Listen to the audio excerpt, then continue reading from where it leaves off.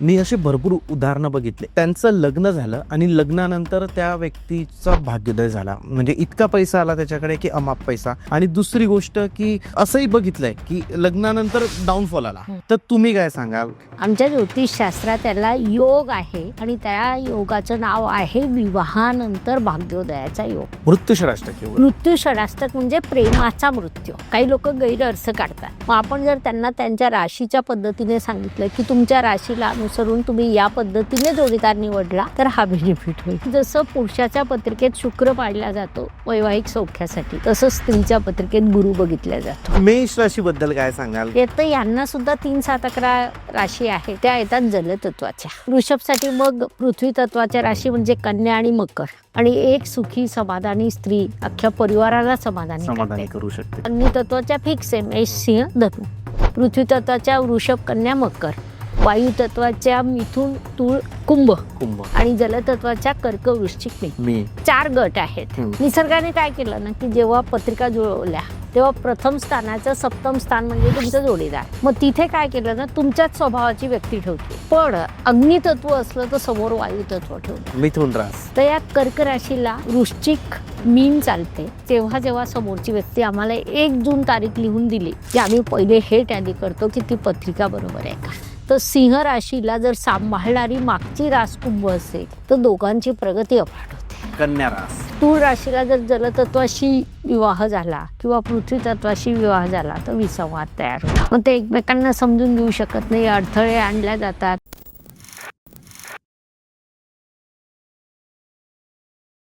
Hello guys and welcome to banter with Chetan. मित्रांनो, आज आपल्यासोबत आहे astro guru Jyoti Joshi ma'am. Ma'am नमस्ते. नमस्ते. आज पुन्हा एकदा तुमच्या चॅनलवर येऊन खूप आनंदी वाटतंय. मॅम सोबतचा आपला हा मला आता आठवत नाही कितवा पॉडकास्ट आहे. इतके पॉडकास्ट आम्ही ऑलरेडी केलेले होय. मॅम सोबत. आणि प्रत्येक पॉडकास्टला आपले प्रेक्षक तेवढाच प्रतिसाद देतात. तेवढ्याच प्रेमाने आपल्याला अप्रिशिएट करतात, प्रतिसाद देतात.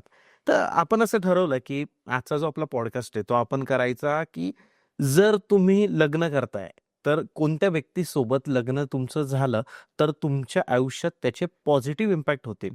कारण लग्न हा एका दिवसाची गोष्ट असते, बट ते जे नातं जुळलं जातं ते पुढचे 40-50 वर्ष राहतं.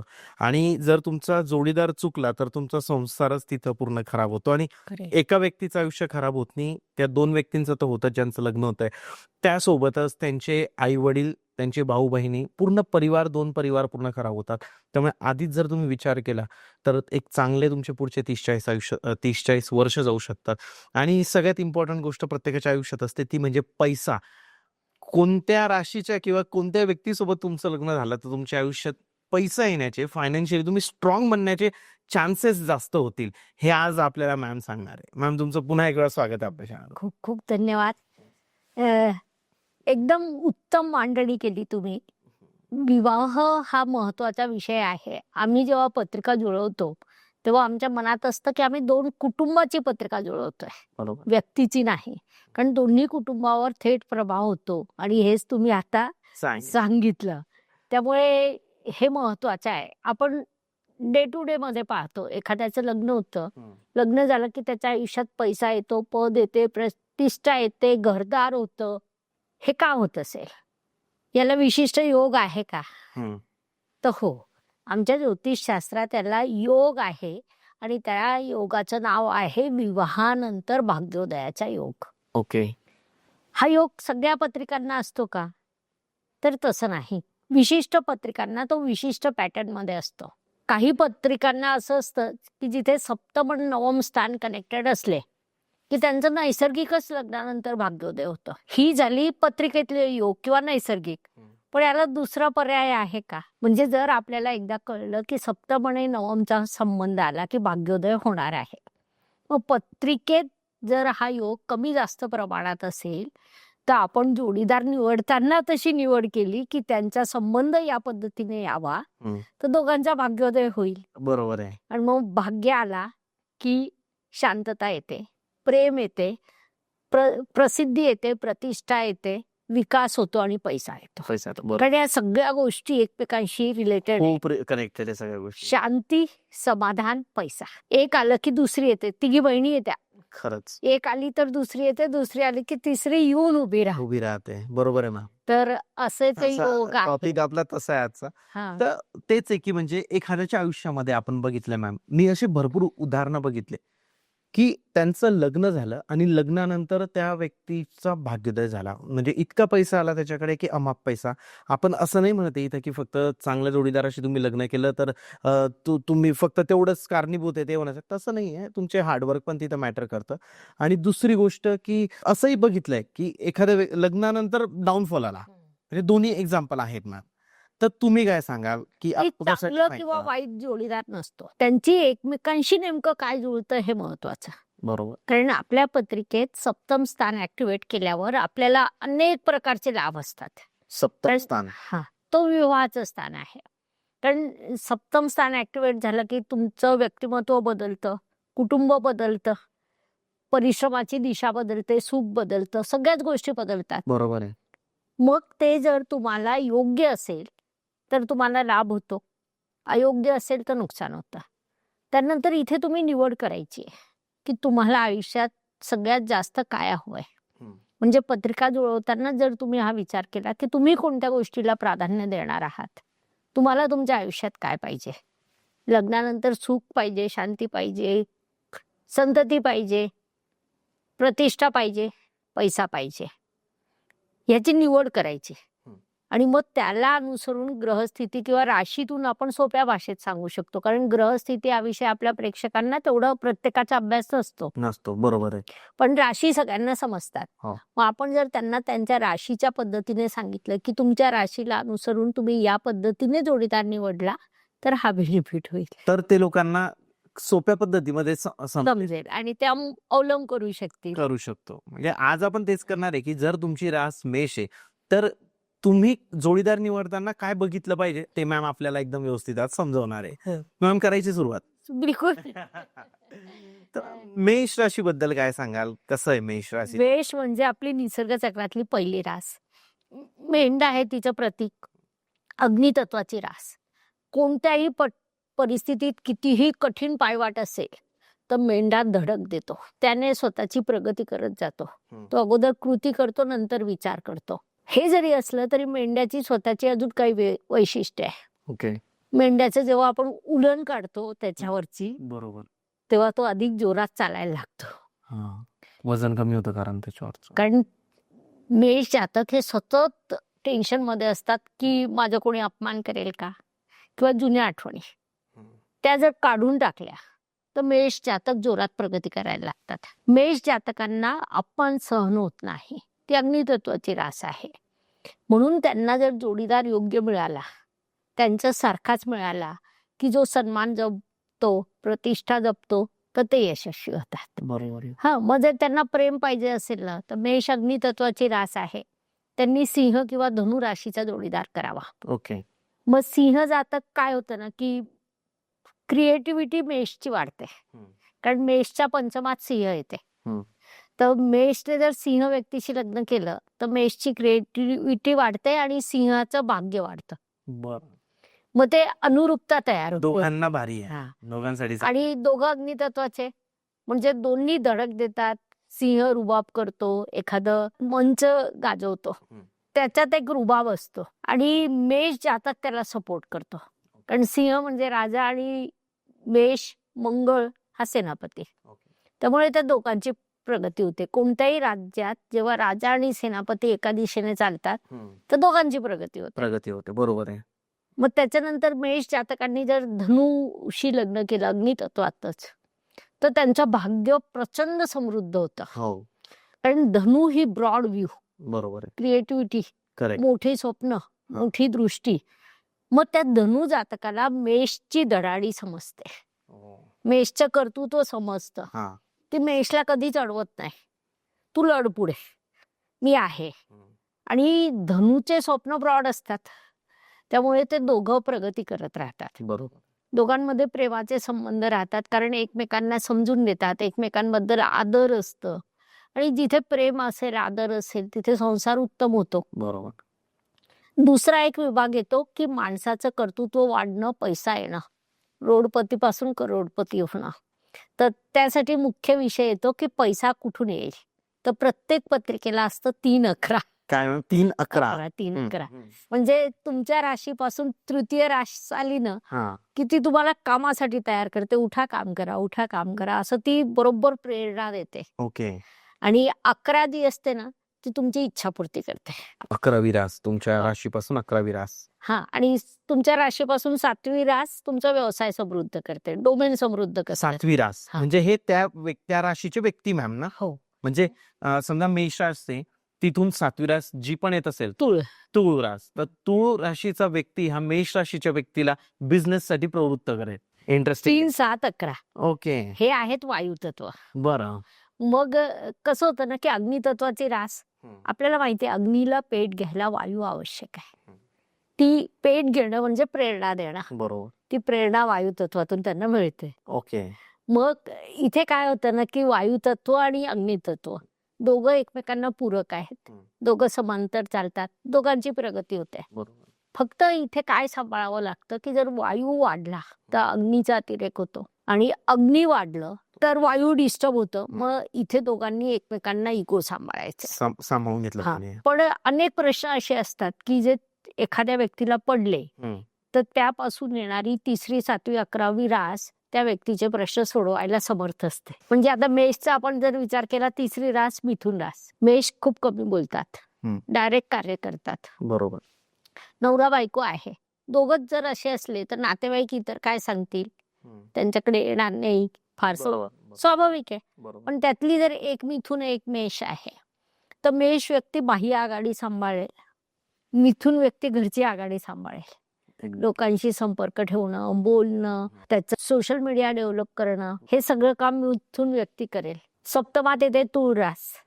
तुळ रास ही अत्यंत बुद्धिमान रास आहे. म्हणजे 3, 7, 11 या बुद्धिमान राशीच मानल्या जातात, कारण त्या वायुतत्वाशी संबंधित आहे. मग मेषच्या अग्नीला तुळ राशी संतुलन ठेवते. बरोबर.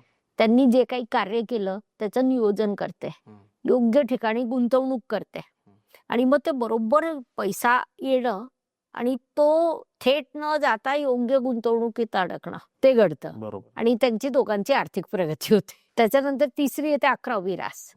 तर 11वी रास ही आपण असं म्हणतो इच्छापूर्तीची रास असते. ओके. तुमचे जे काही इच्छा असेल, जे काही स्वप्न असतील, मग त्या कोणत्याही असू द्या, करून पहा. काही लोकांना काय वाटतं केल्याने काय होतं, मी त्यांना सांगते करून पहा, करून बघा. कारण 11वी रास जी असते ना ती पत्रिकेतलं ते एकमेव स्थान असं आहे की जिथे कोणताच ग्रह तुम्हाला निगेटिव्ह प्रभाव देणारच नाही. तिथे जेव्हा कुंभ रास येते, मेषेच्या 11वी रास कुंभ रास, जी अत्यंत बुद्धिमान आहे, अनुभव संपन्न आहे, तर मेषेने ज्या ज्या चुका केल्या त्या चुकांना कंट्रोल करायचं सामर्थ्य कुंभ राशीत आहे, आणि कुंभ राशीच्या कार्याला प्रेरणा देण्याचं सामर्थ्य मेषेत आहे.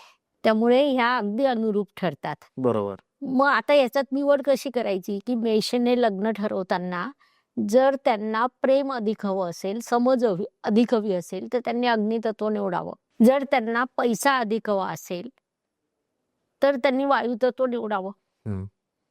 बरोबर. जलतत्व त्यांना बऱ्यापैकी त्रासदायक ठरतो. त्यातल्या त्यात अर्थतत्वाच्या ज्या राशी असतात त्यातली पैशांची, त्यातली जी एक मकर रास आहे ती मेषेला विशेष लाभदायक ठरते, 2-12 असूनही. ओके. कारण त्या मकर राशीत मेषेचा स्वामी मंगळ उच्चीचा होतो. ती मकर रास कर्मस्थानात येते.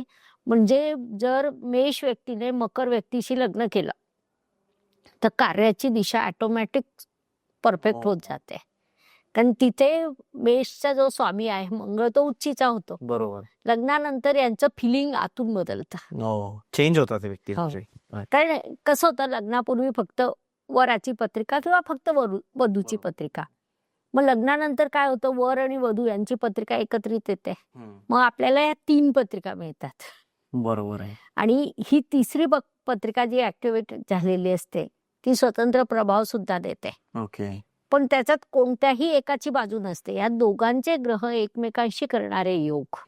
म्हणूनच मग आपण आधुनिक गुणमिळांमध्ये काय पाहतो की मुलाच्या पत्रिकेतला विशिष्ट ग्रह मुलीच्या पत्रिकेत कसा आहे, बरोबर आहे, पैसा देणारा आहे का, किंवा शुक्र आता मुलाच्या पत्रिकेत समजा तो कर्क राशीत आहे, तिथून मुलीच्या पत्रिकेत तो 3, 7, 11 आला, बरोबर, की तो पैसा भरभरून देईल. भरभरून दे. मग जो असा प्रश्न पडतो याचं लग्न झालं नाही, याची काय लॉटरी लागली का? इथं ते असं झालेलं असतं ते. ओके. म्हणजे मुलाच्या पत्रिकेतला शुक्र ज्या राशीत असेल त्यापासून मुलीच्या पत्रिकेत असलेला शुक्र 3, 7, 11 असेल तर हा एक खूप मोठा भाग्योदय तयार होतो हो. आणि तो आपण करून घेऊ शकतो. राईट. म्हणजे ठीक आहे, त्याच्याच पत्रिकेत असेल की सप्तमेश भाग्यात आहे तर त्याचा तर भाग्योदय होणारच आहे, पण त्याच्या पत्रिकेत तसा योग नाहीये. पण या जेव्हा 2 पत्रिका एकत्र येतात तेव्हा तिसरे स्वतंत्र योग मिळतात. बरोबर आहे. ते तिसरे स्वतंत्र योग आपण विवाह गुणमिलनच्या वेळी करू शकतो. परफेक्ट. म्हणजे मला असं वाटतं एक डीप आजपर्यंत कोणीच समजवलं नसेल ज्या पद्धतीने तुम्ही समजवलं. तर मेष नंतर मॅम दुसरी रास कोणती? वृषभ रास. वृषभ साठी वृषभ काय रास. चांगलं आहे? कोणत्या वृषभ रास ही मुळातच अर्थतत्वाची आहे, पृथ्वी तत्वाची आहे. राशी स्वामी शुक्र म्हणजे दैत्यगुरु शुक्राचार्य. पैसा हे तिच्यासाठी महत्वाचंच आहे किंवा लक्झरी आयुष्य तिला नैसर्गिक मिळत असतं. ओके. यांचं जर आपण सिम्बॉल पाहिला ना तर बैल, अख्ख्या शेतीचं अवलंबन बैलावर आहे. आता आधुनिक काळ जाऊ द्या, नवीन मशिनरी, पण जे काही मानवी आयुष्य आहे ते बैलाच्या श्रमावर समृद्ध झालेलं आहे. बरोबर. त्यामुळे बैल हा अत्यंत महत्वाचा आहे. पैसा कमवण्यासाठी, समृद्धीसाठी, धनधान्यासाठी तो महत्वाचाच आहे. करेक्ट. मात्र त्याचं एक वैशिष्ट्य आहे, बैल कामाच्या वेळी काम करतो आणि मग निवांत रवंथ करत बसतो. व त्यामुळे लोक अनेक वेळा त्यांना आळशी पण समजतात. मग इथे काय होतं ना की त्यांना जर योग्य राशी असली की जी त्यांच्या अगोदरच्या परिश्रमालाही किंमत देईल आणि त्यांच्या विश्रांतीला डिस्टर्बही करणार नाही. बरोबर. कारण बैलाला विश्रांती करताना छेडलं की तो उधळतो. बरोबर. त्याचं ते उधळलं. हो. आता समजा अशी बायको असली की त्याचं नेमकं विश्रांतीच्या वेळी छेडलं, तो बैल उधळला, चिडणार आहे, हो. विसंवाद होणार आहे, बरोबर. भांडण होणार आहे. हो. भांडण झालं की शांतता भंग होते, शांतता गेली की बाहेर व्यवसायातली प्रगती गेली. जर असा जोडीदार आहे की जो त्याच्या ह्या भूमिकेला समजून घेतोय की तो रवंथ करणार आहे, तर मग तिथे घटना बदलून जाते, कारण त्याने परिश्रम केलेले असतात. म्हणजे असं मी सांगू शकते की एखादं कठीणातलं कठीण काम तुम्ही वृषभ व्यक्तीला द्या आणि तो विसरून जा, तो करून देईल. ते झालेलं असेल आणि आपण जेव्हा त्याच्याकडे पाहू तर तो निवांत बसलेला दिसेल. म्हणजे ही ताकद आहे त्या राशीची. पण काय होतं ना, काही लोक अगोदर त्याने काय केलं हे बघत नाही, तो निवांत बसला आहे, एवढी कामं पडली आणि तुम्ही निवांत बसू शकता, असं होऊन जातं. अशी भाषा आली की तो बैल उधळतो. बरोबर आहे. तर त्याला सांभाळण्याचं सामर्थ्य असणारी जर तुम्ही राशी निवडली तर प्रेम नांदतं, आणि प्रेम नांदलं की पुढचं सगळं व्यवस्थित होत जातं. बरोबर.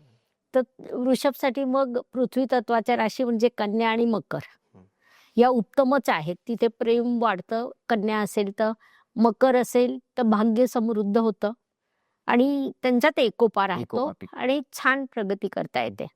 मग यांना सुद्धा 3, 7, 11 आहेतच.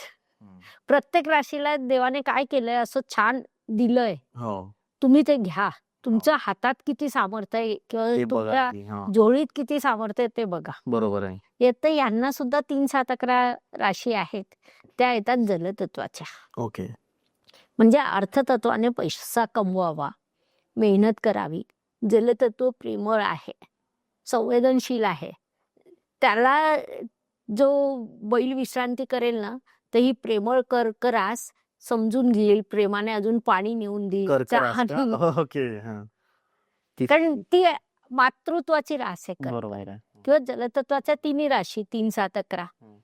वृषभेच्या तृतीयेत येतं कर्क, ती त्या पद्धतीने कार्य करेल. सप्तमात येणारी व्यवसायाची रास वृश्चिक, बरोबर, ती वृषभेचा व्यवसाय समृद्ध करेल. आणि 11व्या स्थानी येणारी मीन रास गुरुदेवांची रास जलतत्वाची. त्यामुळे ह्या 3 राशी त्यांना धनप्राप्तीसाठी चांगल्या आहेत. म्हणजे प्रेम अधिक हवं की धन अधिक हवं ते आता तुम्ही डिसाइड करा. ते निवड करा. आणि जसं पुरुषाच्या पत्रिकेत शुक्र पाहिला जातो वैवाहिक सौख्यासाठी, तसं स्त्रीच्या पत्रिकेत गुरु बघितला जातो. ओके. मग स्त्रीच्या पत्रिकेत गुरु ज्या राशीत असेल त्यापासून 3, 7, 11 निवडलं. तसंही बघा, एक निसर्गाचं तत्व आहे. पुरुषांची इच्छा विवाहानंतरची वेगळी असते. कितीही करिअरिस्ट मुलगी असली, किती असू द्या तिला, तरी तिची खरी इच्छा विवाहानंतर संसार सुखाची असते. असते, बरोबर आहे. तर इथे मग काय होतं, 3, 7, 11 मध्ये ह्या ज्या जलतत्वाच्या राशी आल्या, तर स्त्रीच्या पत्रिकेतल्या गुरुपासून पुरुषाच्या पत्रिकेतला गुरु जर 3, 7, 11 असला, ती सुखी राहते, समाधानी राहते. आणि एक सुखी समाधानी स्त्री अख्ख्या परिवाराला समाधानी करते. करू शकते, बरोबर आहे. हा, तर ते तसं वृषभ राशीचं वृषभ सुंदर आहे. राशीसाठी तसं आहे. वृषभ राशीने अग्नितत्व टाळावं, तिला ते मानवत नाही.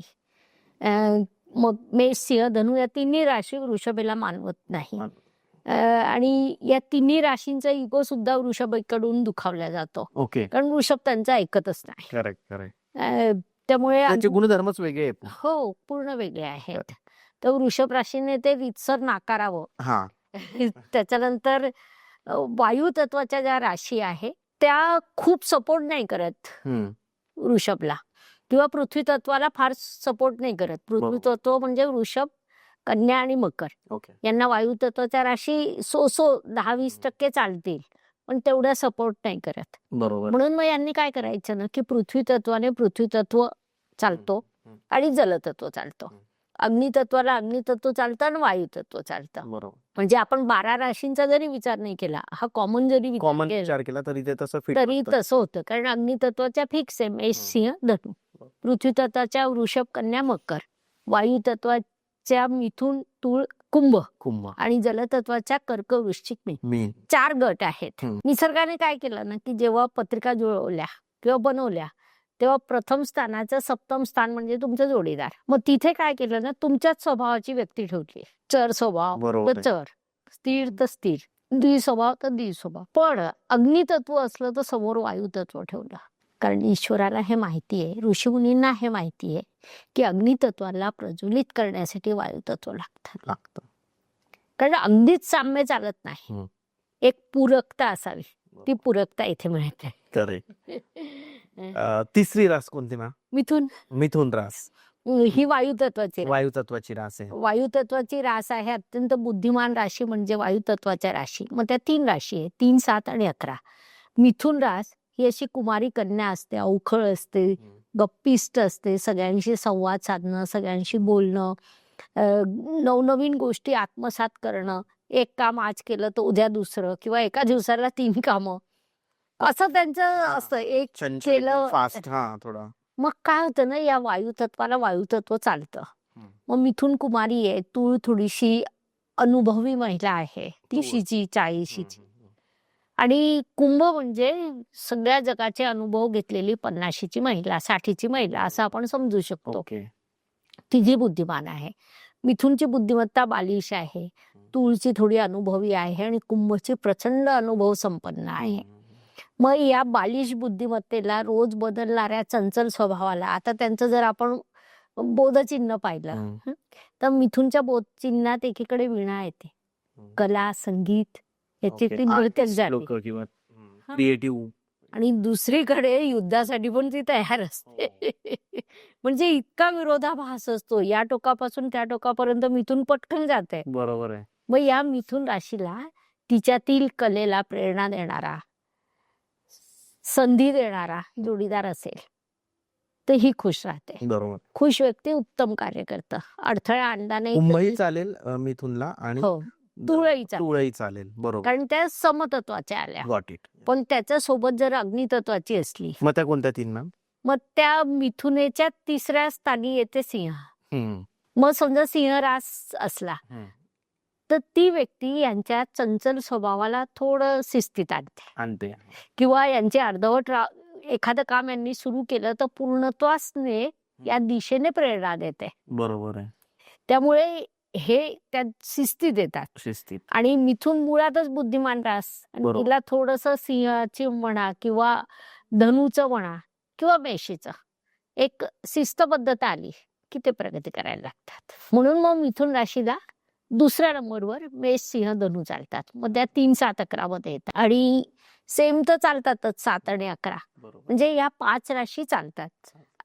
कसं होतं ना, कोणत्याही राशीला 6 राशी तर अलाउडच आहे. उर्वरित 6 राशी जर तुम्ही अवॉइड केल्या तर तुमचा पुढचा संघर्ष टळतो. आणि पुढचा संघर्ष टळतो, प्रगतीतले अडथळे कमी होतात. मग आज जर तुम्ही योग्य रास निवडली तर तुमची प्रगती छान होते, पैसा येतो पैसा येतो. आणि मग नंतर अनेक प्रश्न सुटतात. संततीच्या संदर्भात प्रगती होते, संततीच्या प्रगतीच्या वेळी तुमचं एक वाक्यता येते, कुटुंबात एक वाक्यता राहते.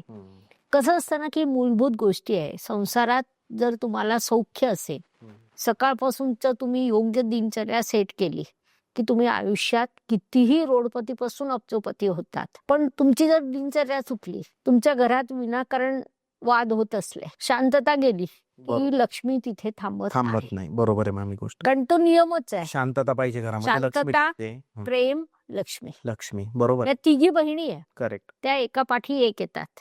त्या पद्धतीने इथेच सगळ्यांची प्रगती होते. करेक्ट. मग मिथून नंतर येणारी रास म्हणजे कर्क. कर्क. कर्क ही अत्यंत संवेदनशील रास आहे. तिला सगळ्यांशी प्रेमाने वागणं, प्रेमाने खाऊ घालणं, ओके. कारण ती निसर्ग कुंडलीत चतुर्थ स्थानात येते. मातृत्वाचा द्योतक आहे. चंद्र हा तिचा राशी स्वामी आहे. चंद्र हा रोज मोठा होतो, मोठा होतो, मोठा होतो, मग पुन्हा लहान होतो, लहान होतो, लहान होतो. बरोबर. म्हणजे त्याच्यात रोज बदल होतात. हो. तर असा बदल कर्क राशीत होत असतो. अत्यंत इमोशनल रास, इमोशनल, भावनेच्या आहारी जाणारी रास म्हणजे कर्क रास. तर या कर्क राशीला वृश्चिक चालते, मीन चालते, कारण हे सेम तत्व आलं. तिन्ही जल तत्व आलं. जलतत्व म्हणजे इमोशन्स जास्त का मॅम? जलतत्वामध्ये इमोशन जास्त. म्हणजे आता आपण जसं वायू तत्वात बघितलं बुद्धी जास्त, पण त्या बुद्धीतला फरक बघितला, तसंच जलतत्वात इमोशन जास्त, पण त्या इमोशन मध्ये सुद्धा फरक आहे. म्हणजे जेव्हा कर्क रास असतं ना, तर तिला उदाहरण द्यायचं तर असं वाहती झुळझुळ वाहणारी नदी, बरोबर, ते स्वच्छ पाणी, एकदम प्युअर Transparent. सोल म्हणू शकतो आपण. वरसोल, हा, कारण ती चर रास आहे. मग जेव्हा ती जलतत्वाचीच दुसरी रास आहे ते वृश्चिक रास, तेव्हा ती साठलेलं पाणी, कारण ती स्थिर रास आहे. मग इथे काय होतं ना की प्रचंड विरोधाभास निर्माण झालेला आहे की रास जलतत्वाची आणि स्थिर, कारण पाणी जेव्हा वाहत राहतं तेव्हा तो उत्तम राहतं. राशी स्वामी मंगळ अग्नितत्वाचा आणि रास जलतत्वाची. अग्नीवर पाणी टाकलं की त्यामुळे हे लोक वरून शांत दिसतात, परंतु आत खदखद चालू असते त्यांची, तर ती सातत्याने चालू असते. तिचं काय झालं, राशी स्वामी मंगळ अग्नितत्वाचा आणि राशी जलतत्वाची, त्यामुळे हा जो विरोधाभास झालेला आहे, तर या व्यक्तींना सांभाळणं म्हणजे खूप मोठी कला आहे. बरोबर. त्यांना तेवढंच प्रेमाने समजुतीने सांभाळावं लागतं. मग ते कर्क रास सांभाळू शकते, त्यांच्या क्रिएटिव्हिटीला वाव देऊ शकते, किंवा मीन सांभाळू शकते. पण आता आपण कर्कवर बोलत होतो. बरोबर. तर कर्कला वृश्चिक चालते, मीन चालते. आणि 3, 7, 11ला जेव्हा आपण विचार करतो तर जलतत्वाला पृथ्वी तत्व चालतं. म्हणजे दुसरी येणारी राशी जलतत्वाला वृषभ रास चालेल, कारण ती त्याच्या लाभस्थानात येते, इच्छापूर्तीच्या स्थानात येते. बरोबर. कन्या रास चालते कारण ती त्यांच्या परिश्रमाच्या स्थानात येते. आणि मकर रास चालते. कर्क राशीला चालणाऱ्या 6 राशी म्हणजे कर्क, वृश्चिक, मीन, वृषभ, कन्या आणि मकर. अशा 6 राशी असल्या की संसार सुखाचा होतो. एकमेकांना समजून घेतात, एकमेकांच्या करिअरला, एकमेकांच्या विचारांना प्रोत्साहन दिला जातो. आणि कसं होतं ना, अग्नी आणि वायू तत्व असलं तर ते मोठं भव्य असं सगळं त्यांचं विचार असतात. बरोबर. आणि जेव्हा पृथ्वी तत्व आणि जलतत्व येतं तेव्हा हे लोक काय करतात, शांत आणि सौम्य प्रगती. म्हणजे एखादं कपल असतं, शेजारी राहत असतं शांततेने, आपल्याला वाटतं चला यांची नोकरी चालू आहे, ठीक चालू असतं. बरोबर. अचानक 3 वर्षात त्यांचं घर होतं. कारण ते लोक काय करतात, पैशाला पैसा जोडतात, योग्य नियोजन करतात, योग्य इन्व्हेस्टमेंट करतात आणि शांत, सौम्य आणि स्थिर प्रगती करतात. बरोबर. म्हणजे पृथ्वी आणि जलतत्व असलं तर त्यांची ही दिशा असते. करेक्ट. आणि अग्नी आणि वायू तत्व असलं तर त्यांची ही दिशा असते. एकदम धडाक्यामध्ये धडाक्यात जाते. मग ते कदाचित मग धडाका असला की खाली पण येऊ कदाचित शकतं, पॉसिबिलिटी आहे. जेव्हा आपण जेवढी मोठी रिस्क घेतो तेवढं मोठं रिस्क असते. आणि आपण असे म्हणतो की प्रगती ही हळूहळूच झाली पाहिजे. एकदम जेव्हा असं काहीतरी होतं तेव्हा ते तसं खाली यायचे चान्सेस जास्त होतात. हे वाक्य जेव्हा तुम्ही बोलता तर याचा अर्थ असा असतो की तुम्ही एक तर जलतत्व असाल किंवा पृथ्वी तत्व असाल, तीच व्यक्ती हे वाक्य बोलेल. मीन राशीमध्ये जलतत्व आलं. बरोबर आहे. कारण की अग्नी तत्व आणि वायू तत्व हे निसर्गतः मोठे स्वप्न पाहणाऱ्या राशी आहे. बरोबर. म्हणून त्या एकमेकांना मॅच पूरक होतात. असतात. बरोबर. आणि पृथ्वी तत्व ही ठाम, शिस्तबद्ध आणि दीर्घकालीन. जलतत्व हे थोडं मिळालं तरी सौम्यपणे मिळालं तरी शांतपणे जगणारी रास. बरोबर. म्हणून यांना खूप वेगात पेक्षा खूप स्थिर प्रगती हवी आहे. ही स्थिर तत्व आहे. बरोबर. तर यांना खूप वेगात नकोय. हो. म्हणजे मिळाली तर चालते, बरोबर. पण बेसिक जे इंटरनल इच्छा असते ना, मिळाली तर कोणीही स्वागतच करणार आहे. लक्ष्मीचं तर आपण स्वागतच करतो. बरोबर. किंवा लक्ष्मी घरात यावी म्हणून अगदी घराच्या दारापासून आपण एक एक गोष्ट डेव्हलप करत नेत असतो. राईट. तर तो काही प्रश्न नाही. पण असा एक मूलभूत स्वभावाचा फरक आहे. बरोबर. आणि माणसाचा स्वभाव समजला की माणूस समजतो, माणूस समजला की प्रेम नांदतं. बरोबर आहे. पुढची रास मॅम कर्क नंतर सिंह. सिंह रास, अग्नितत्व ना. अग्नितत्व. बरोबर. सिंह म्हणजे ना राजा असतो. राजा. सूर्य हे त्याचा स्वामी. सिंहाची आयाळ असते आणि त्याला स्वतःच्या आयाळचा प्रचंड अभिमान असतो. त्याच्या चालण्यात रुबाब, बोलण्यात रुबाब, कर्तृत्वात रुबाब. मग आता समजा माझ्या ओळखीचा होता एक सिंह व्यक्ती, तो मीडिया सेक्टर मध्येच म्हणजे व्यासपीठ गाजवायचा. ओके. पण त्याला बॅकला ते सपोर्टिव्ह जमत नव्हतं. शेअर मार्केटशी रिलेटेड व्यक्ती, तर त्याला बॅकला ते सपोर्ट नव्हता की मीडिया सांभाळेल. त्याचं लग्न झालं तुला राशीच्या मुलीशी. ओके. मग तिने सिंहाचा तुळ्यासोबत मग तिने काय केलं ना, हे सगळं नियोजन करून टाकलं. मॅनेजमेंट. हो. मग तो व्यासपीठ गाजवत राहिला, ती त्याचे पैसे सांभाळत राहिली. बुद्धिमान रास आहे. सोशल मीडिया तिने सांभाळला, नेटवर्क सांभाळलं आणि ते दोघं कुठल्या कुठे गेले. प्रचंड प्रगती दोघांनी केली. कारण की काय होतं, अग्नितत्वाला वायुतत्व मानवतं, अग्नितत्वाला अग्नी पण मानवतं. म्हणजे सिंहाला जेव्हा धनुरास असते तेव्हा सिंहाच्या स्वप्नाला मोठा आकार प्राप्त होतो. आणि सिंहाला जेव्हा मेष रास मिळते तेव्हा त्याच्या भाग्याचे दरवाजे असे अलगद उघडतात. ओके. त्यामुळे या राशी चालतातच, सिंह, धनु, मेष. मेष. आणि त्यांना चालणाऱ्या पर्यायी राशी जर आपण विचार केला तर मग वायुतत्वाच्या मिथुन, तूळ आणि कुंभ. कारण सिंह राशीला शिस्तीत आणणं, योग्य मार्गदर्शन करणं, ती बुद्धिमत्ता फक्त कुंभ राशीत आहे. हो. सिंह राशीला कुंभ रास खूप जास्त पूरक आहे का मॅम? म्हणजे पूरक म्हणजे समसप्तक आहेत ते. मग समसप्तक मध्ये आपण असंही म्हणतो मेड फॉर इच अदर. पहिल्या क्षणी ते तेवढे असं वाटत नाही, बरोबर. पण जेव्हा प्रत्यक्ष त्यांचं आयुष्य सुरू होतं, एकमेकांना समजून घेणं, तर एकमेकांच्या प्रगतीसाठी, विशेषतः पैशासाठी, व्यवसायासाठी, आर्थिक धनप्राप्तीसाठी, तुम्हाला प्रचंड पैसा कमवायचा असेल, त्याचं नियोजनात सपोर्ट हवा असेल, तर सिंह राशीला जर सांभाळणारी मागची रास कुंभ असेल तर दोघांची प्रगती अफाट होते. हो. बेस्ट. म्हणजे तुळा चालते, मिथुन चालते, कुंभ चालते आणि एक नंबर मध्ये सिंह राशीला मेष आणि धनु चालते. हे जे आपण डिस्कस करतोय मॅम, हे आपण वैवाहिक जीवनासाठी करतोय. आपण एखादा व्यक्ती असाही असेल की तो त्याचा बिझनेस पार्टनर असेल, त्या व्यक्तींनाही जे गुणधर्म तुम्ही सांगितले ते ऍप्लिकेबल होऊ शकतात. हो.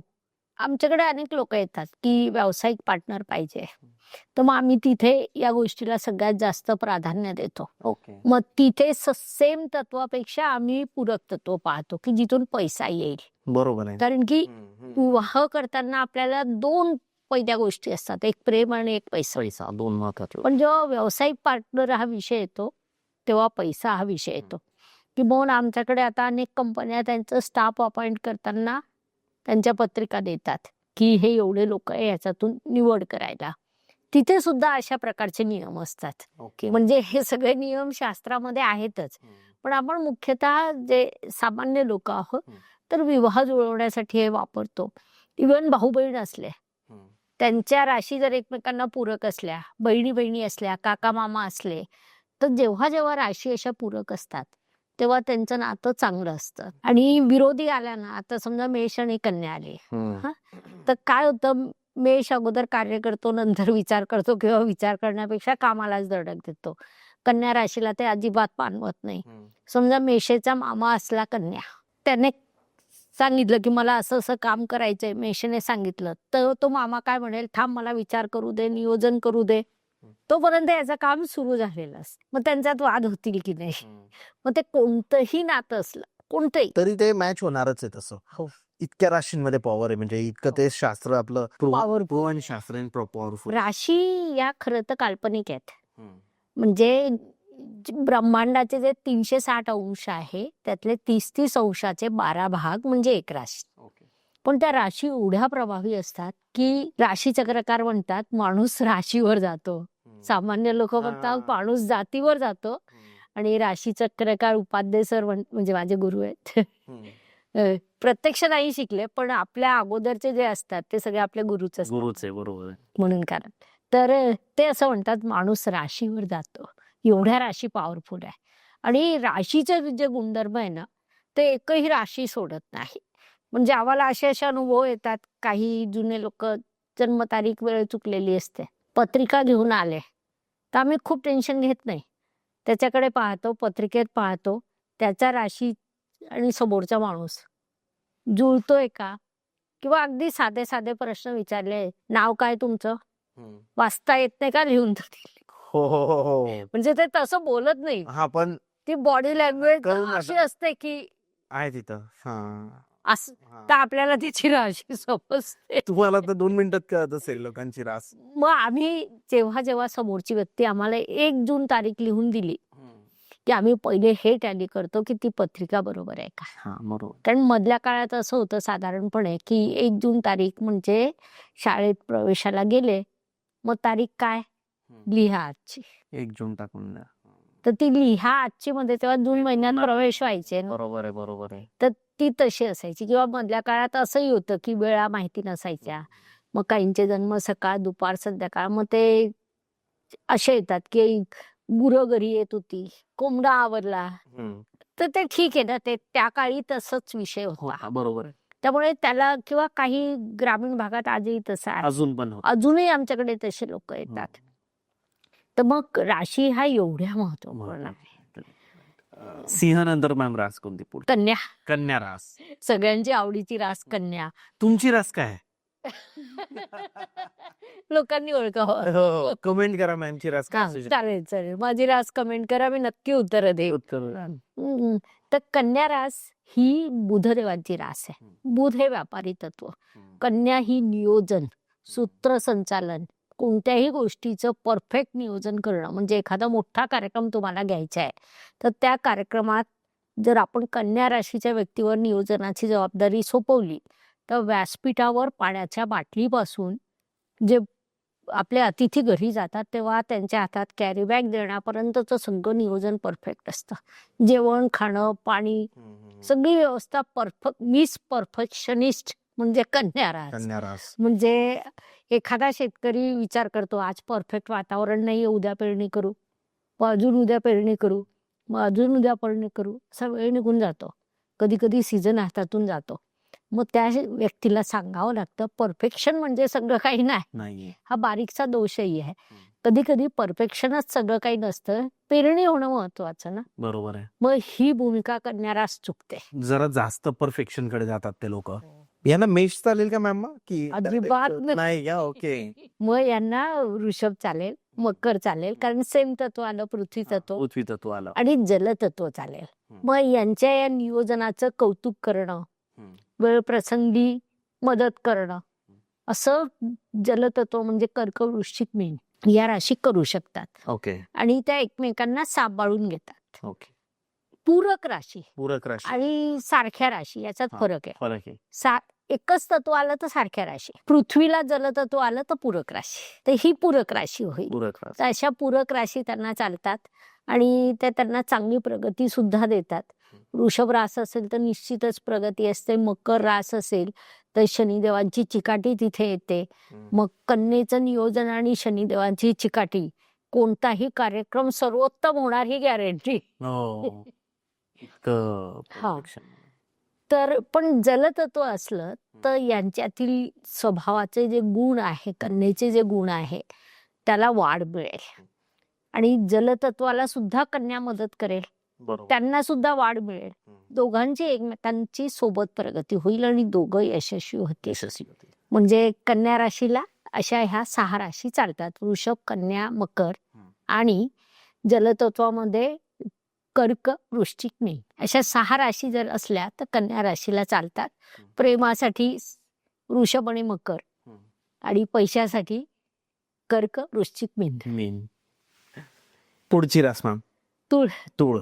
तूळ रास ही निसर्गाचं संतुलन सांभाळणारी रास आहे. त्यांचं जे आपण सिम्बॉल पाहिला तर काटा, संतुलन. हं. पण त्याच्यात ना अजून एक गंमत आहे. तर सिम्बॉल आपण जर बारकाईने पाहिला किंवा भारतीय सिम्बॉल पाहिला त्याचा अगदी, तर तो काटा घेऊन बाजारात उभा आहे. हो. म्हणजे व्यापाराची अत्यंत मूलभूत रास कोणती असेल तर ती तूळ रास. तिचा स्वामी शुक्र आहे, पैसा आहेच, हं. लक्झरी आयुष्य आहे, त्याची त्यांना आवड आहे, सगळ्यांना घेऊन चालणं, सगळ्यांमध्ये संतुलन ठेवणं हा त्यांचा नैसर्गिक स्थायी भावच आहे. बरोबर. तूळ जातक स्वतःपेक्षा इतरांचाही विचार करतात. कुणाला नाही म्हणणं यांना येतच नाही. येत नाही. आणि मग नाही म्हटल्यामुळे पण थोडासा गोंधळ असतो. एक व्यापारी प्रवृत्ती असते, चला रुपये के जगह पे 4 आने मिलेंगे, काम तो करो. हं. बरोबर आहे. ही त्यांची नैसर्गिक व्यापारी प्रवृत्ती आहे हो. की सगळ्यांना सांभाळून चालणं. ती बरोबर. प्रवृत्ती त्याच्यात आहे. त्यामुळे तूळ रास आणि मुळात खूप बुद्धिमान, वय सुद्धा सक्रिय. म्हणजे तुळीच्या 3 राशीतली सगळ्यात वायू तत्वाच्या 3 राशीतली सगळ्यात तरुण रास म्हणजे तूळ रास. ओके. आणि तरुण असल्यामुळे ती जास्त सक्रिय आहे, हं. जास्त ऍक्टिव्ह आहे. राशी स्वामी शुक्रदेव की ज्याच्यावरून आपण पुरुषाच्या पत्रिकेतलं वैवाहिक सौख्य पाहतो. हं. त्यामुळे त्यांचं आयुष्य छान असतं. पण त्यांना सुद्धा जर चुकीच्या राशी मिळाल्या, हं. आता तूळ राशीला जर जलतत्वाशी विवाह झाला किंवा पृथ्वी तत्वाशी विवाह झाला तर विसंवाद तयार होतो. हं. मग ते एकमेकांना समजून घेऊ शकत नाही, अडथळे आणल्या जातात. यांची बुद्धी खूप आहे तूळ राशीकडे, पण ती त्यांच्यापर्यंत पोहोचतच नाही. हं. मग तो विसंवाद मोठा तयार होऊन तयार जातो. होतो. हा, हं. कारण ते समजून घ्यायची कला असते. कला असते. ती कला केव्हा फलद्रूप होते जर स्वभाव समजला तर. त्यामुळे वायू तत्वाला जर चुकून पृथ्वी तत्वाचे जोडीदार मिळाले तर वैवाहिक विसंवाद होतात किंवा आपण जसं पाहिलं लग्नानंतर प्रॉब्लेम्स होतात. आर्थिक स्थिती का खाली जाते? संवाद नाहीये, प्रेम नाहीये, शांतता नाहीये. तर बरोबर. बरोबर. एवढा सोपा नियम आहे. तुम्ही सकाळी झोपेतून उठला, तुमचं वाद सुरू झाले, तुम्ही बाहेर जाऊन काय करिअर करणार आहात? बरोबर आहे. तर त्याच्यामुळे इथे वायू तत्वाच्या राशींना जलतत्व अजिबात चालत नाही. त्यांना अग्नी तत्व चालतं आणि वायू तत्व चालतं. म्हणजे यांनाही 6 राशी चालतात. आता 12 पैकी जर 6 राशी चालत असतील तर काही हरकत नाही, जोडीदार उत्तम मिळू शकतो. बरोबर. म्हणून मग यांना मिथुन, तूळ, कुंभ चालते. कुंभ चालते. हा, मेष, सिंह, धनु चालते. मेष. अशा 6 राशी चालतात. अगदी मुळात तत्व 4च आहे, अग्नी, पृथ्वी, वायू, जल. जल. तर अग्नीला वायू चालतं, वायूला अग्नी चालतं, पृथ्वीला जल चालतं, जलला पृथ्वी चालतं. हा सोपा नियम की जो कोणालाही अर्ध्या मिनिटात लक्षात येऊन जावा. मग त्यातले हे बारकावे आपण राशीप्रमाणे सांगतोच आहे की नेमकी काय सिलेक्शन करावं, ते कसं असावं. एक्झॅक्टली. खूप डिटेल्ड व्हिडिओ आहे हा इंटरनेटवरचा म्हणजे आजपर्यंतचा. बरं, ज्यामध्ये तुम्ही इतकं एक राशीला काय चालेल आणि काय नाही हे सगळ्या राशींचं सांगतायत तुम्ही की एका राशीला कोणत्या चालणार आणि कोणत्या नाही. खूप इंटरेस्टिंग आहे. पुढची रास काय येईल? वृश्चिक. वृश्चिक. निसर्ग कुंडलीतल्या 8म स्थानात येणारी वृश्चिक रास मुळातच आव्हानं घेऊन आलेली आहे. जलतत्वाची आहे, वरून कडक दिसते, आतून अत्यंत संवेदनशील आहे. म्हणजे आपण नारळातलं पाणी पण म्हणू शकतो, इतकी संवेदनशील रास वृश्चिक आहे. या राशीला जपलं तर ही आकाश ताब्यात घेण्याचं सामर्थ्य ठेवते. आणि जर ही बिघडली, हिला जर योग्य जोडीदार नाही मिळालं, वाया जाते. कारण ती तेवढ्या तीव्रतेने वाया जाते. या राशीला संवेदना, सहज वागणं, प्रेमाने वागणं ही त्यांची मूलभूत, अन्न आणि वस्त्र एवढी मूलभूत गरज आहे. तेवढं तुम्ही सांभाळा, जगात कोणीच करू शकत नाही एवढं वृश्चिक रास करू शकते. मात्र वृश्चिक रास तेवढीच बदनाम आहे. कारण लोक काय करतात ना की आपण त्यांच्याशी कसं वागतो हे बघत नाही. त्यांची जी रिएक्शन असते, कारण प्रतिक्रिया खूप लवकर देणारी रास ही वृश्चिक रास. राग ज्याचा धरला त्याचा जन्मभर धरतील, कुणाला माफ करणार नाही. वृश्चिक राशीने जर लोकांना माफ केलं ना तर यांची प्रगती जोरात होते. म्हणजे अनेक राशी अशा आहेत की ज्यांनी जसं अग्नितत्वाच्या राशी लोकांना माफ केलं की त्यांची प्रगती होईल, तसं वृश्चिक राशीचं आहे. मग वृश्चिक राशीला जर कर्क जोडीदार असेल तर ते खूप संवेदनशीलतेने याला सांभाळेल, बरोबर. त्याची प्रगती जोरात होईल, याने कमवलेले पैसे योग्य ठिकाणी ती इन्व्हेस्ट करेल. कारण हे लोक नुसते पळतात, मंगळ सेनापती आहे, प्रचंड पैसा कमवू शकतात, त्याच्यात ते बिझी असतात. मग त्यांना जर अशी संवेदनशील रास असेल, कर्क असेल, मीन असेल, जी प्रेमाने खाते, प्रेमाने खाऊ घालते, बरोबर आहे. यांना बाहेरून आल्यावर व्यवस्थित काळजी घेते, तर हे खूप यशस्वी होतात. हो. आणि वृश्चिक रास स्वतःची प्रगती करते, इतरांना अडथळे आणत नाही. या राशीचा दोष म्हणजे एक तर हिला पटकन दुसऱ्यावर शंका येते, कोणावर विश्वास लवकर बसत नाही, त्यामुळे विसंवाद होऊ शकतो. आणि म्हणून वृश्चिक राशीला शक्यतोवर वृश्चिक, 2 नंबर कर्क, 3 नंबर मीन या राशी चालतात. आणि जलतत्व असल्यामुळे पृथ्वी तत्व चालतं वृषभ, कन्या आणि मकर. ओके. पुढची रास मॅम. धनुरास. धनुरा. मोठं स्वप्न, भव्य. तर धनुरास मोठी दृष्टी असलेली टार्गेट ओरिएंटेड रास. नवनवीन वस्तू पाहणं, नवीन ठिकाणी फिरायला जाणं, कारण निसर्ग कुंडलीच्याच भाग्यस्थानात येते. आणि गुरुदेवांची मूळ त्रिकोण रास म्हणजे धनुरास. ओके. मग या राशीला ना समजून घेणं सोपं नाही. या राशीला समजून घेण्यासाठी तेवढ्याच ब्रॉड विचारांची व्यक्ती पाहिजे. ओके. मग मेष कसं आहे की स्वतः अग्रेसिव्ह आहे, त्यामुळे मेष राशीला धनु राशीची क्रियाशीलता समजते, नाविन्याची ओढ समजते, तिचं हार्डवर्क समजतं. सिंह राशीला समजतं कारण ते राजा आहे. राजा व्यक्तींना जे स्वतः मोठे असतात ना, त्यांना समोरच्या मोठ्या व्यक्तीचं मोठं कर्तृत्व समजतं. बरोबर आहे. त्यामुळे सिंह राशीला सुद्धा धनुरास समजते, सिंहाच्या पंचमात ती येते, त्यामुळे सिंह रास सुद्धा धनुराशीला चालते. बरोबर आहे. मेषमुळे धनुराशीची क्रिएटिव्हिटी वाढते आणि सिंहमुळे धनुराशीचं भाग्य समृद्ध होतं आणि हे उत्तम कार्य करतात, दोघांची प्रगती होते. त्यानंतर दुसरा जर आपण विचार केला, आर्थिक बाबतीत आपल्याला प्रगती पाहिजे, तर पुन्हा इथे धनु अग्नितत्वाची आहे म्हणून तिला वायुतत्व चालतं. तर मिथुन, तूळ आणि कुंभ या राशी चालतात.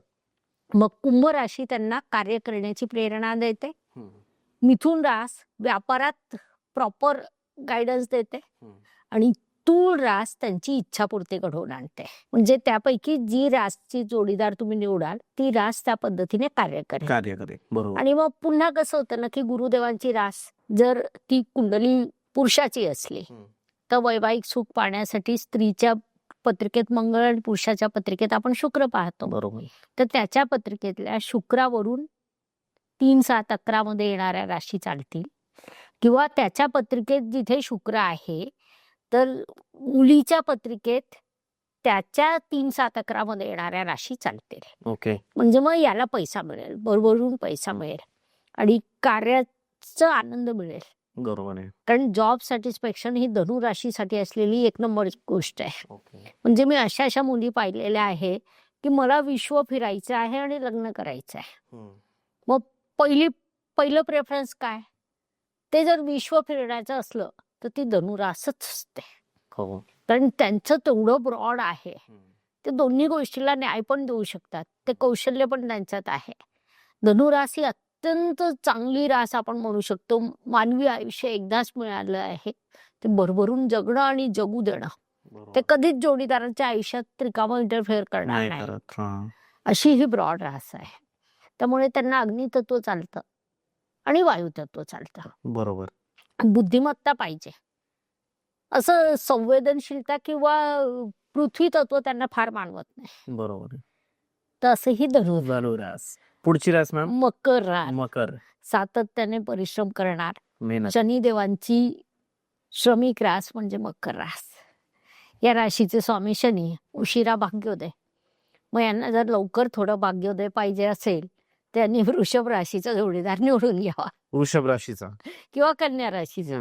लवकर थोडं क्रिएटिव्हिटी वाढते किंवा भाग्योदय सुद्धा घडून येतं. तर मकर राशीला मकर, वृषभ आणि कन्या या 3 मानवता, तिन्ही पृथ्वी तत्वाच्या राशी आहे. ठाम कार्य करणं, स्थिरतेने कार्य करणं, दीर्घकालीन कार्य करणं, दीर्घ योजना बनवणं, आणि त्या स्टेप बाय स्टेप पूर्ण करणं हे या राशीचे मूलभूत गुणधर्म आहे. बरोबर. म्हणून त्यांना हे चालतं आणि यांना मग संवेदनशील लोक लागतात. म्हणून मग त्यांना 4, 8, 12 कर्क वृश्चिक मीन चालतं. सौम्य आणि ठाम प्रगती. म्हणजे त्यांनी अगदी जमिनीपासून सुरुवात केलेली असली तरी आपण जेव्हा त्यांना 3 वर्षांनी भेटलो ना तर त्यांची प्रगती आपल्याला बाहेरून दिसून नाही पडत, पण ते इथे पोचलेले असतात. घरदार झालं असतं, गाडी झालेलं असतं, ऑफिस झालेलं असतं. असं सातत्याने त्यांची प्रगती होते. स्थिर आणि दीर्घ प्रगती या राशीच्या लोकांची होते जर त्यांना तसा योग्य जोडीदार असेल. मिळाला तर. मग त्याचा सिंपल नियम हाच आहे की तुमची स्थिर तत्वाची रास आहे, तुम्ही स्थिर तत्वाचे किंवा अर्थतत्वाचे जोडीदार बघा आणि नाहीतर जलतत्वाचे जोडीदार बघा. बरोबर आहे. तर ते छान आयुष्य राहतं. कारण मकर रास ही खूप खूप मेहनती रास आहे. हो. मग त्याच्यानंतर येते कुंभ रास. कुंभ रास. ती पण शनिदेवांचीच रास आहे. एकदम सगळ्यात सुंदर, सगळ्यात चांगली, सगळ्यात बुद्धिमान रास कुंभ रास. कुंभ रास. खूप कमी बोलणार, मर्यादित शब्द बोलणार. यांचे थॉट अत्यंत मोठे असतात. कोणत्याही समोरच्या व्यक्तीला पूर्ण ओळखून घेण्याचं कौशल्य यांच्यात असतं. आवाज वाढवणार नाही, आवाज सौम्य असतं, पण त्यांची बुद्धी अत्यंत प्रगल्भ असते. कारण बुद्धिमान राशीमधली सगळ्यात अनुभवी रास म्हणजे कुंभ रास. कुंभ रास आहे. निसर्ग कुंडलीच्या लाभस्थानात येते. त्यांच्या राशीत कोणताही ग्रह नीचीचा होत नाही, कोणताही ग्रह उच्चीचा होत नाही. सगळ्यांना ते बरोबर समतोल ठेवतात. हे कौशल्य त्यांच्यात आहे. शनिदेवांची मूळ त्रिकोण रास. शनिदेव न्यायाधीश आहे, त्यामुळे हे कुणावर अन्याय पण करायच्या भानगडीत पडत नाही. स्वतः चांगलं जगणं, इतरांना चांगलं जगू देणं हे त्यांचं नैसर्गिक कौशल्य आहे. तर या वायुतत्वाच्या राशीला मिथुन, तूळ किंवा कुंभ अशा तिन्ही राशी वायुतत्वाच्या चालतात. आणि वायुतत्व असल्यामुळे अग्नितत्वाच्या मेष, सिंह, धनु चालतात. कारण यांना कर्तबगार, कर्तृत्ववान, अग्रेसिव्ह लोक आवडतात. हेही नैसर्गिक असतं. कारण की कुणाला कोणी आवडावं ना तर तुमच्या पत्रिकेतले 3, 7, 11च्या ज्या व्यक्ती असतात त्या तुम्हाला हमखास आवडतातच. 3, 7, 11.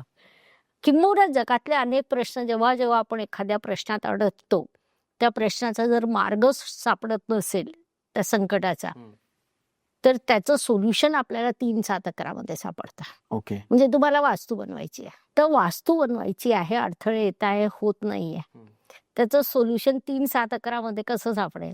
हाचा थोडासा आउट विषय आहे, पण आपण लोक रिलेट पण करतील ना. थोडा वेगळा आहे. येस. चतुर्थ स्थान तुमचं वास्तूचं स्थान. मग आता वास्तू तुम्हाला बनवायची पण तुमची बनत नाहीये, त्यासाठी तुम्हाला सोल्युशन तुमच्या पत्रिकेतच आहे. बरोबर आहे. ते सोल्युशन असतं 3, 7, 11. मग चतुर्थ स्थानाचं तृतीय स्थान आहे षष्ठ स्थान, की जिथून आपण बँकेचं कर्ज घेऊ शकतो. झालं सोल्युशन नंबर 1. बरोबर. चतुर्थ स्थानाचं सप्तम स्थान, दशम स्थान आपलं कर्मस्थान, व्यवसायाचं स्थान, डोमेनचं स्थान. Solution number 2.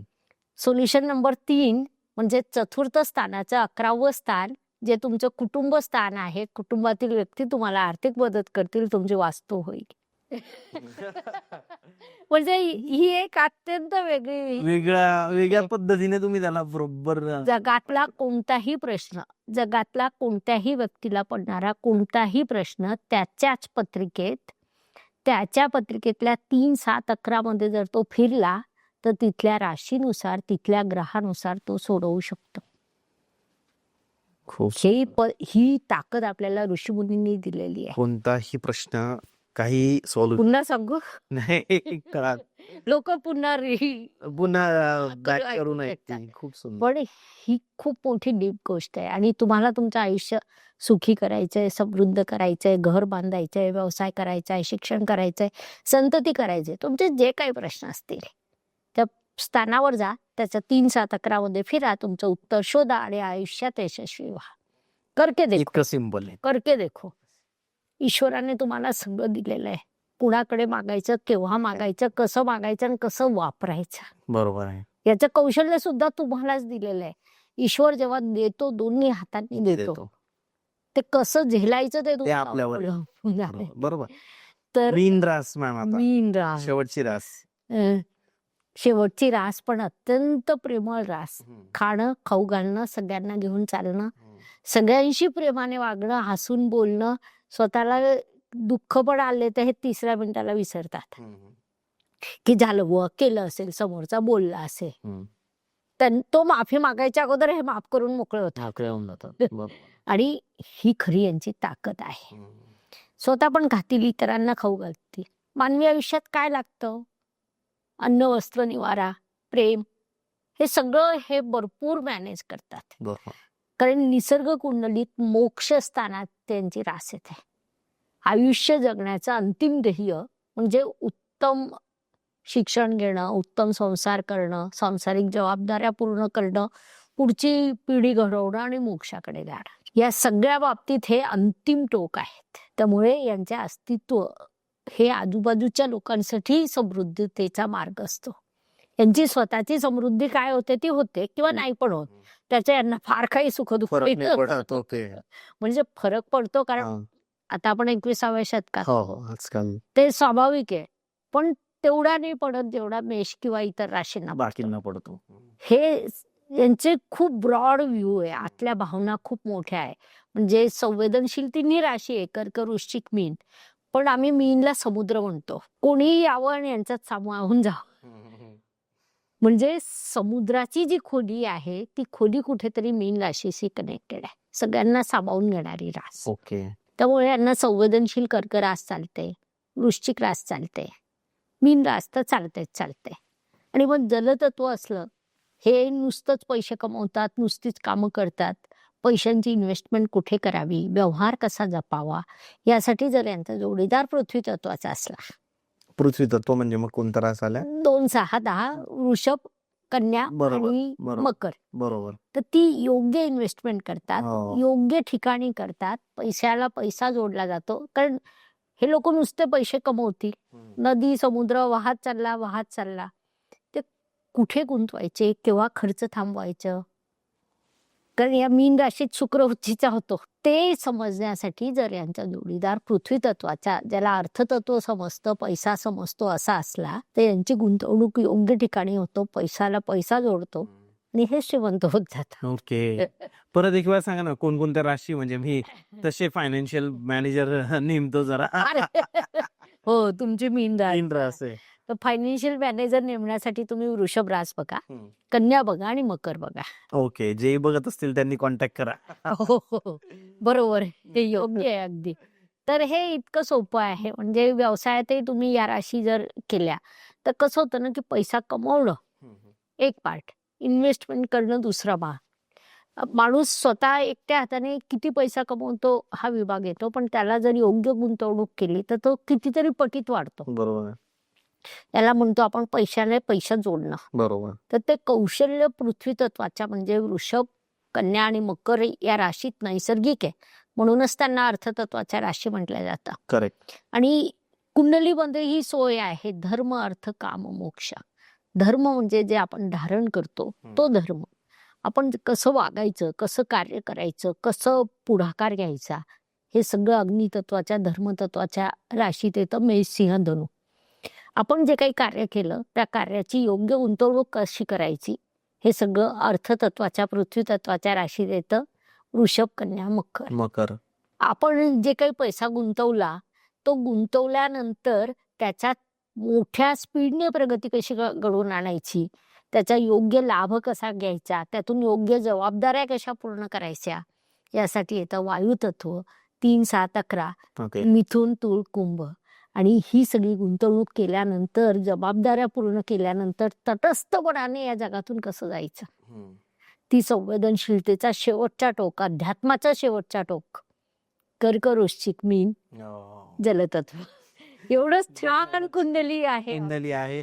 हे तर 0.001 नॉलेज दिलंय मॅमने त्यांच्याकडचं. जर बसलो आपण तर याला 1 वर्ष पूर्ण पडेल मॅम, एवढा अभ्यास आहे तुमचा. नाही, शास्त्रच प्रगल्भ आहे. फ्रेश प्रगल्भ आहे. शास्त्र मोठं आहे. शास्त्र इतकं मोठं आहे, म्हणजे मला माहिती नाही मी कसं केव्हा या शास्त्राचा अभ्यास सुरू केला. मात्र मला जर निसर्गाने, देवाने सगळंच दिलंय, पण जर सगळ्यात जास्त काही दिलं असेल तर या शास्त्राचं ज्ञान दिलंय. आणि त्याबद्दल काय ईश्वराची आभारी झाली तेवढी कमी आहे. बरोबर. असं छान शास्त्र आहे. तुमचं मॅम एक प्रश्न होता शेवटचा. मृत्यूशा राष्ट्र योग असतो. हो. लग्नाच्या बाबतीत आहे म्हणून just विचारून घेतो. हा खूप मोठा योग आहे. म्हणजे मृत्यू षडाष्टकेला शब्दशः जाऊ नका. मृत्यू षडाष्टक म्हणजे प्रेमाचा मृत्यू. काही लोक गैरअर्थ काढतात, की मरून जाईल वगैरे असं, म्हणजे आणि मग direct या तिथे भाषेत प्रश्न निर्माण होतो. ते चुकीचं आहे. हा. मग कसं होतं ना, मेषेच्या 6ष्ठ स्थानात येणारी रास कन्या आणि कन्याच्या अष्टमात येणारी रास मेष. मग आता जसं आपण तेव्हापासून बघतोय की मेष अगोदर कार्य करणार, नंतर विचार करणार, आणि कन्या प्रत्येक गोष्टीत चिकित्सा, प्रत्येक गोष्टीत नियोजन. पण हा. त्यामुळे या दोघांचा आपसात दोघं एकमेकांना समजूनच घेऊ शकत नाही, आणि मग तिथे प्रेमाचा मृत्यू होतो, एकमेकांबद्दल आदर कमी होतो. मग असंच जेव्हा आपण वृषभ राशी पाहतो, तर वृषभ राशीच्या साठी धनुरास आहे. धनुरास तशी झाली, धनुसाठी वृषभ झाली. हा. मग वृषभेच्या अष्टमात येणारी धनुरास, धनुच्या 6ष्ठात येणारी वृषभ वृषभ रास. म्हणजे इथे काय होतं ना, सम आणि विषम राशींना बदल असतो. मग धनुरास ही अग्नितत्वाची, वृषभ ही पृथ्वी तत्वाची. बरोबर आपण जेव्हा अगोदर पाहिलं तर अग्नी आणि पृथ्वी आपण अजिबात नाहीच म्हटलं, बरोबर, तुम्ही नाही बोललो. आणि त्यामुळे त्यांचं जमूच शकत नाही. त्याच्यानंतर मिथुन रास पाहिली तर बुधाची बुद्धिमान रास, अत्यंत खेळकर, खोडकर, बोलणारी रास, आणि त्यांना जर जलतत्वाची वृश्चिक रास आली, ती षडाष्टकात येते. तर त्यांनी एकमेकांना नाही समजून घेत. मंगळ बुध यांच्यात शत्रुत्व आहेच, त्यामुळे त्यांची मैत्री टिकत नाही, प्रेम टिकत नाही, प्रेमाचा मृत्यू होतो, आणि म्हणून त्याला आपण मृत्यू षडाष्टक म्हणतो. एक प्रीती षडाष्टक असतं, एक मृत्यू षडाष्टक असतं. प्रीती षडाष्टक यासाठी चालतं की त्यांचे राशी स्वामी एक तर मित्र असतात किंवा एकाच ग्रहाच्या 2 राशी असतात. मग थोडासा विसंवाद होतो, वाद होतं, भांड्याला भांडं लागतं, पण टिकून राहतात. आणि मृत्यू षडाष्टक आला तर टिकायला कठीण होतं. कठीण होतं. बरोबर. मॅम, तुमचं खरंच मनापासून धन्यवाद. तुम्ही जी माहिती दिली, प्रत्येक पॉडकास्ट प्रमाणे हाही पॉडकास्ट आपल्या ऑडियन्सला आवडेल. नंबर दिलेला आहे डिस्क्रिप्शन मध्ये, तुम्ही डिरेक्टली मॅम सोबत कॉन्टॅक्ट करू शकतात. आणि जाता आता मॅम, तुम्ही आजकालचे जे कपल्स आहेत तर त्यांना ॲस्ट्रॉलॉजिकल सल्ला नाही म्हणते मी, ते तर आपण खूप सारं सांगितलं, पण त्यांचा संसार टिकण्यासाठी तुम्ही काय सल्ला द्याल? विवाह ही खूप मोठी गोष्ट आहे. विवाह या शब्दाचा अर्थ आहे विष्णूकडे नेणारं वाहन. ते सहजीवन म्हणून बघा. एक गोष्ट लक्षात घ्या, प्रेम द्या, प्रेम मिळेल, हा निसर्गाचा नियम आहे. तुम्ही जर विनाकारण एकमेकांना त्रास दिला, त्रास मिळेल. जे पेराल ते उगवेल. दोघांनी एकमेकांसाठी जगा, एकमेकांचा हात धरून जगा, दोन्ही कुटुंबांना जपा, कुटुंब तुम्हाला जपतील. आणि जी भारताची मूळ संस्कृती आहे, कुटुंब व्यवस्था ही भारताची सगळ्यात मोठी ताकद आहे, की जी अख्ख्या विश्वात भारताचं नाव टिकवून आहे. हा विषय मी एक वेगळ्या अँगलने सांगेल. जागतिक महामंदी आली, समजा आली, तर जगातल्या अख्ख्या देशांमध्ये भारत टिकून राहील. का? कारण भारतात कुटुंब व्यवस्था आहे. बाकी जागतिक देशांमध्ये पॉलिसी अशी असते, आया एन्जॉय करो, खर्चा करो. भारतीय कुटुंब व्यवस्थेमुळे भारतीय व्यक्तीची मानसिकता अशी आहे की पैसा आला की तो जोडून ठेवा, माझ्या मुलांसाठी, त्यांच्या मुलांसाठी, त्यांच्या मुलांसाठी. बरोबर. हा कुटुंब व्यवस्थेची ही ताकद आहे. कितीही मोठं संकट आलं तरी तुमची मुलं तुम्हाला जपतात, आणि तुम्ही स्वतःच्या सुखापेक्षा मुलांच्या सुखासाठीच जगतात. तर ही व्यवस्था कुटुंब व्यवस्था आहे. आणि कपल्स जे आता IT मध्ये असतात, कदाचित आज ते खूप जास्त आव्हानं फेस करताय, खूप जास्त संघर्ष करताय. स्वतःसाठी जगा, कुटुंबासाठी जगा, मुलांचं आयुष्य घडवा, मात्र भारतीय संस्कृती टिकवा. धन्यवाद. शुभम भवतु. जय ज्योतिष.